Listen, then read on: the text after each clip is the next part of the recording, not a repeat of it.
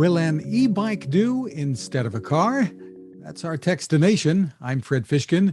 Joining us from Yuba Bikes is President and Chief Operating Officer Pat Cunnane. Thanks for joining us, Pat. Thank you. Give us a little background, first of all, about Yuba Bikes. E-bike companies are proliferating these days. You're doing things a bit different. We are the founder, Ben Sarrazin, started the company in 2007, based sort of on an international trip he was on. In Costa Rica, he saw people using a bicycle to move goods, not riding a bicycle moving goods, but using the wheels of the bike and loading it up with stuff and just, moving it along. And I think that sparked sort of an interest and a curiosity in, well, how do you make it so that it both carries goods and is rideable? So he created, a bike and started to sell it as the way many people get into the bike business. They see a niche that's not being served and they create a product and they bring it in, and then through early adapters, that's probably a term used more in your world than mine, that they're the folks that are the customers, and they provide a tremendous amount of input, and the product evolves quickly. We got into electric bikes, certainly I wasn't at the company, but pretty early on in the process, realizing that there's a real opportunity for moving stuff more easily when you have electric assist, but we still sell a very strong number of traditional pedal cargo bikes. And now we have a full range. And while the company started in Northern California, it now is, we sell more in Europe than we sell in the United States, because the cargo bike market in Europe is a much bigger market. And it's more established. So France is our largest market share country, followed by Norway. And we have, we see lots of growth opportunity in Europe, and we see a lot of growth opportunity in North America. And currently, as your viewers are aware, we're really hampered by the supply chain, and it's very difficult to get our products into the market at the rate that consumers want them. Yeah, we're hoping that will ease in the coming months. I guess everybody's hoping that. But what is the view from your perspective, improving at all, or is it worsening? It's not worsening, or the worst part is the unpredictability. And, we're still in a pandemic. And, some of the countries that produce a lot of bicycle parts have had very severe shutdowns. Vietnam, where we have a lot of frames made, Singapore, where a lot of the components are made, are two specific countries that have had very long shutdowns that have affected our product. So we see certain parts of the market come back with those, like the hub motor e-bikes, which is not something that Yuba makes. We use a center motor. We feel that that's better for, ultimately, carrying cargo. But that lower end part of the market is, the supply chain is a little bit shorter, because there's a lot more suppliers for that type of a product than there are the center motor, really higher end, high quality motors, like from Bosch and Shimano. They're the two main suppliers that we're involved with. When we talk about cargo bikes, what people need to understand is that cargo can be goods, but they can also be families. So tell us about the market for what you're doing and what these bikes are capable of. So interestingly for us, we're very much in the family consumer part of the market. Certainly we have many people that use our bikes for commercial purposes, but I think partly because Ben has young children, he developed some really great accessories that we call add-ons that allow our bikes to really carry up to 3 children, or an adult and a child. So there's a lot of different configurations that we have available that allow people to use them to drop their kids off at school, which is what I read about a lot when consumers contact us, saving them time in the line, getting their kids, some nice fresh air on their way to school.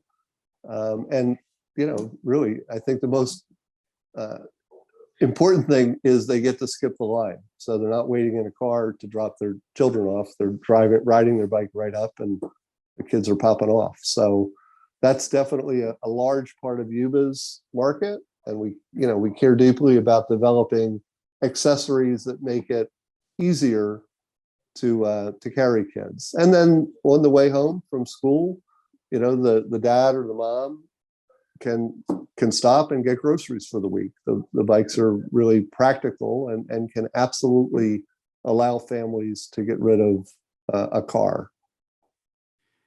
And you mentioned the accessories. That versatility is a big part of what Yuba does, allowing people to configure the bikes. So give us an idea of what some of the options are and some of the more popular bikes that you have. So some of the most popular accessories are what we call monkey bars. It's a sort of a rack that goes around the back of the bikes that, depending on the model of bike, the El Mundo or Mundo Lux can carry 3 kids very easily. The Combi is really better suited for 2. So we have seats for children. We also have pads for slightly older children. There are, boards where the kids can rest their feet.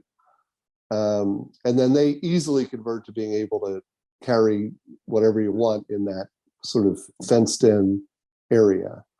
And then we have a model called the Super Cargo, which is a front loader, is the sort of industry term for it, so that the cargo space is in the front of the bike.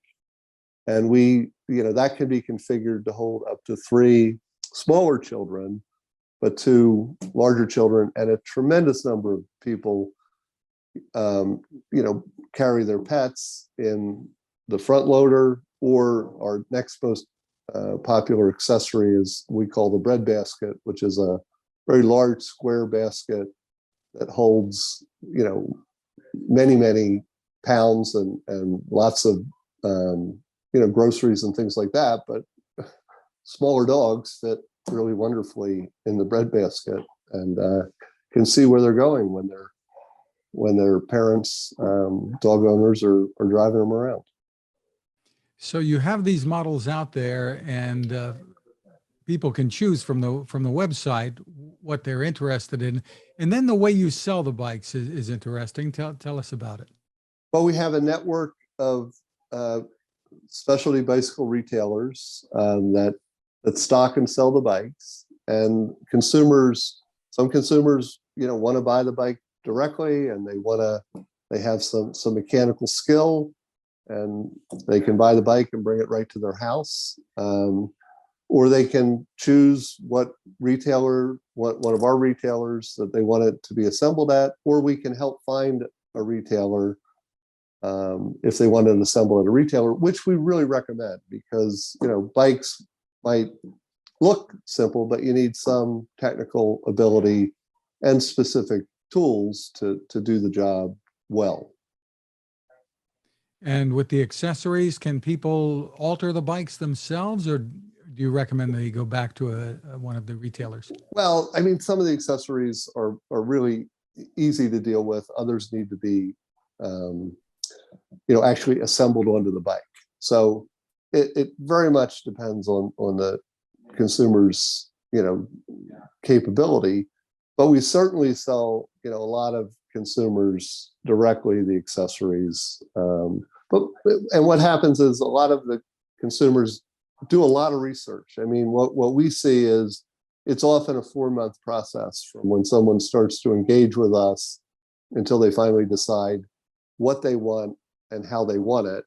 And then that's now often delayed further because we don't have what they want when they decide they want it. They have to wait a little bit to get it. But many of our bikes are sold through the retailers and direct to consumers, where they've already picked out all of the accessories that they want because they have envisioned how they're going to use this bike, for trips, instead of a car or public transportation. So by the time most people, make the purchase decision, they have a pretty good amount of information about how they're going to use the bike. You mentioned the huge market that you've developed in France. Has the pandemic changed attitudes in this country in a perceptible way for you, that people are looking for this kind of activity, whether it's for transportation or for just a family togetherness thing? The pandemic is definitely, especially the beginning of the pandemic, when there was very few cars on the road and people were really at home.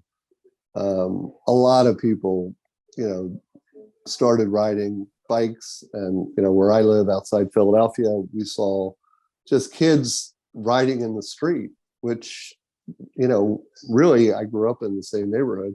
We did when we were kids, but then kids didn't really do that. If they used a bike, they used it with their parents, maybe putting, unless they're on vacation somewhere, that wasn't part of their transportation or even their fun with their friends. It was something they did with their parents.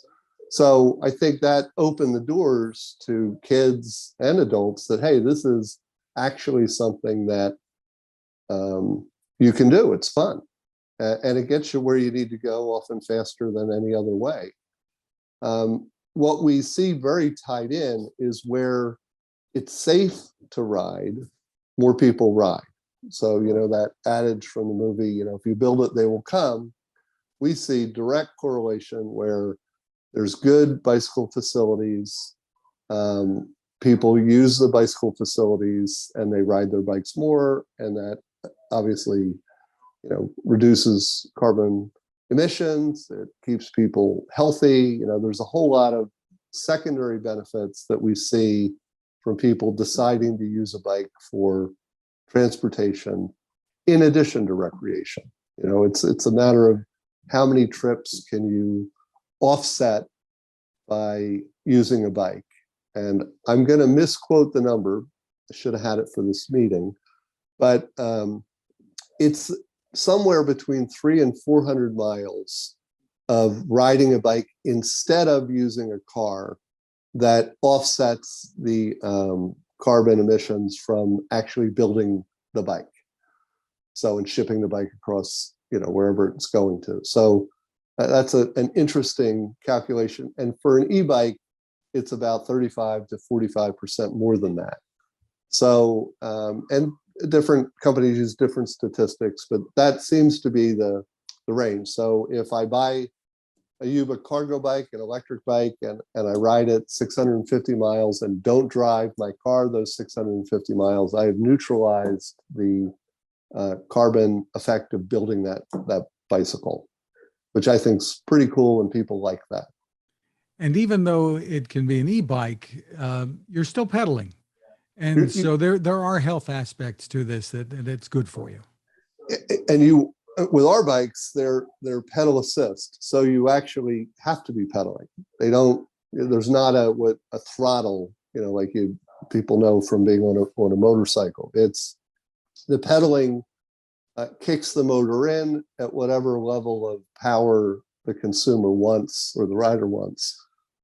So it's absolutely exercise. There's no question about it. And what I find, my wife and I always ride bikes, right? Especially when we're in Cape May, New Jersey, because it's flat, it's nice, and it's great, and there's no place to park. But we just ride a farther distance. We still only have the same amount of time, but in that amount of time, instead of going maybe 10 or 11 miles, we're able to go 20 miles. So you're able to get to more spots, and that's what's fabulous about it. Where does pricing start? Our least expensive bike is $1,200. That has been impacted by the tariffs that most folks are aware of. That bike's made in China. It used to be $1,000, $999, and then we go up to over $8,000. So we're with many stops in between. So that's where we are. And the average accessory that we sell retails for under $100. And for more info, where is the best place for people to go? Well, I think the best place to start is on our website, because there's a tremendous amount of information on there and a way to contact us for information. Also, it shows the dealers that have the bikes in stock, so that you can go and get a test ride. Not for sure we're not everywhere in every town, but we're in almost all major metropolitan areas, and test riding can be an important part of the decision making. And I think test riding and talking to people that are in what we call the cargo bike lifestyle, it is really the best way to make the right decision on the kind of a product that you're going to want. There's not, one thing isn't the best thing for everybody. There's many different considerations, and budget's obviously one of them. Terrific. Well, the website is Yuba, YUBA bikes.com. Pat Cunnane, thank you so much for taking the time with us. Thank you. I appreciate the opportunity to talk about Yuba.